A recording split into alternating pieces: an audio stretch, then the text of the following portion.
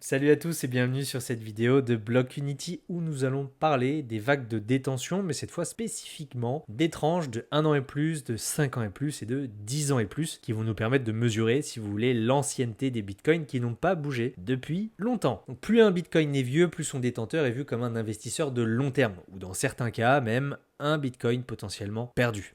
On va d'abord se focaliser sur les vagues de détention d'un an, qui elles vont mesurer vraiment le pourcentage de l'offre totale de Bitcoin qui n'ont pas bougé depuis plus de 365 jours. Évidemment, un pourcentage élevé, comme on le voit généralement dans ces phases de consolidation et baissière entre 2022 et 2024, montre que beaucoup de Bitcoin restent assez immobiles. Souvent, c'est un signe d'accumulation, mais aussi de forte conviction. On l'a également vu entre 2018 et 2020. A l'inverse, une diminution de ce pourcentage nous suggère ici que les détenteurs à long terme commencent à vendre et souvent dans un début de cycle haussier, voire proche d'un sommet de cycle de marché, comme on le voit ici en 2021 ou même ici en 2017 et évidemment qui a déjà commencé depuis début 2024. Ici, pourquoi regarder ce graphique spécifiquement ? Déjà, ça nous donne un aperçu du sentiment du marché, où évidemment, ça peut nous donner la tendance sur du moyen long terme. Plus le pourcentage de Bitcoin immobile est élevé, et plus cela indique la confiance des détenteurs à long terme, et donc ça soutient potentiellement le prix en cas de correction. De plus, comme on l'a vu un peu plus tôt, ça peut nous donner des indicateurs de sommet, voire de bottom de cycle. Si la courbe de ces vagues de détention d'un an diminue, cela correspond forcément à des prises de bénéfices massives.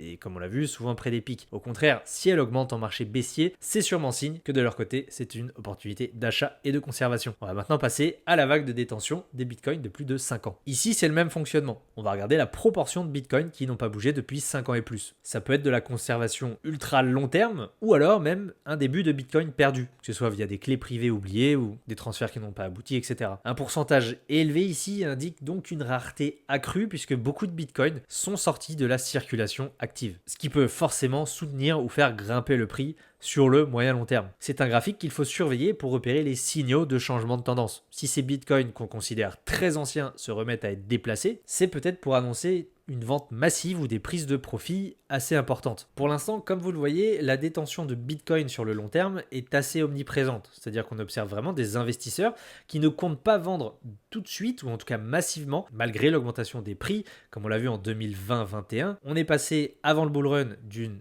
détention de 22% de Bitcoin de plus de 5 ans à seulement un petit 21% lors du pic de 2021 et cela se corrobore encore en 2024-2025 puisqu'on est passé de 31% au top à seulement un petit 30% lors du dernier ATH aux 109 000 $. Donc ce graphique nous montre bien que les détenteurs de plus de 5 ans ont vraiment cette conviction de détenir du Bitcoin sur la durée. Et cela se confirme encore plus avec le graphique des vagues de détention de Bitcoin détenues depuis plus de 10 ans. Ici, comme vous le voyez, on est sur des investisseurs très très long terme. Ou alors vraiment des Bitcoins très vraisemblablement eux aussi perdus à tout jamais.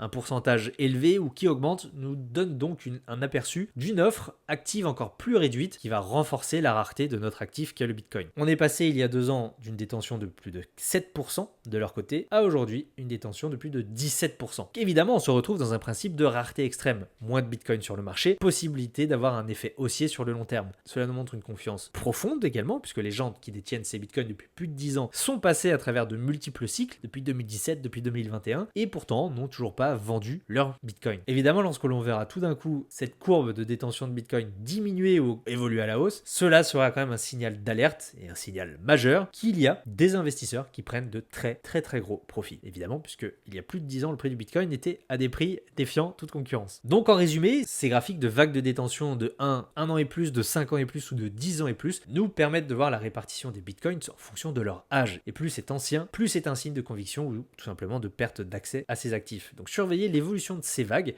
nous aide vraiment à comprendre le sentiment et la rareté du marché. Et forcément couplé avec d'autres indicateurs comme le Hodl Wave classique ou encore le Wireless Cap Hodl Wave ou même les signaux de top ou de bottom que nous fournit Blockunity, cela nous permettra vraiment de comprendre et d'affiner toujours plus notre compréhension du marché et de prendre les meilleures décisions d'investissement. Merci à tous d'avoir regardé cette vidéo et à bientôt sur Blockunity.